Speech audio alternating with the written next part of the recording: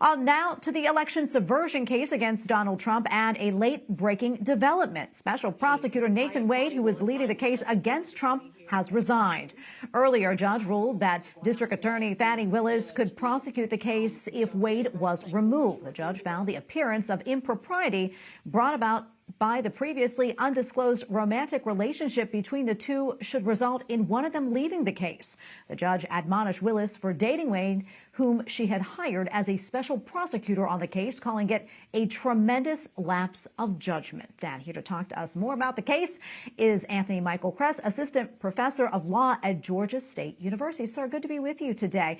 So help us break this down. What does this really mean, and is it really a win for Willis? Yeah, I think at the bottom of this, it's a huge win for Fani Willis because it keeps the case completely within her control and within the purview of her office. And she really doesn't have to give up much because I don't think most people who've observed this case think that Nathan Wade was really creating the legal theory and the strategy behind her prosecution here, but rather he was more of a team manager and behind the scenes guy. So it's probably not a huge loss for her in that sense. And whatever drubbing she took today as a political matter, because Judge McAfee did certainly note that her ethics were lacking here. I think that will probably pass with time. And again, ultimately for her, she just wanted to keep control of this case.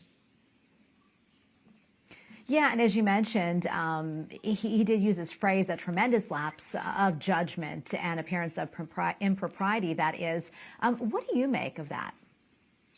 Well, I think anybody who's been watching this unfold acknowledges that the relationship in the first instance was incredibly unwise.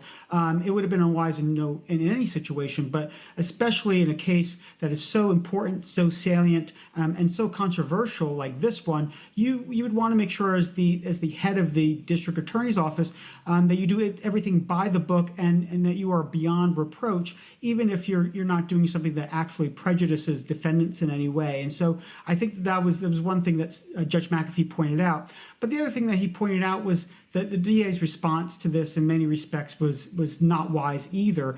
She gave a speech in a church here in Atlanta that Judge McAfee thought crossed the line, and she also was pretty hostile as a witness on the witness stand during the evidentiary hearing that Judge McAfee held a few weeks ago. And so I think between all of that, this could have been held, responded to and addressed in a much more responsible, professional way, and that's what he criticized her for today.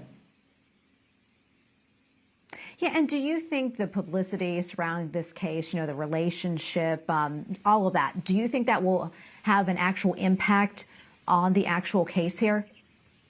I think it's very unlikely that will happen, in large part because we are probably many, many months away from a trial beginning here in Fulton County, especially because there are other trials, that Donald Trump has to be present for, and that will affect the timeline here in addition to whatever appeals and other motions have to be dispensed with over the coming weeks and months. So we're looking at a very long-term time frame here before a trial starts. People generally have very short memories, and so I don't think that most folks will be talking about this 8 or 10 months from now. And certainly the voir dire process, the process in which we ensure that jurors are impartial and able to render a decision based on the evidence and evidence alone, that'll take care of anybody who has some lingering doubts as a result of this, I suspect.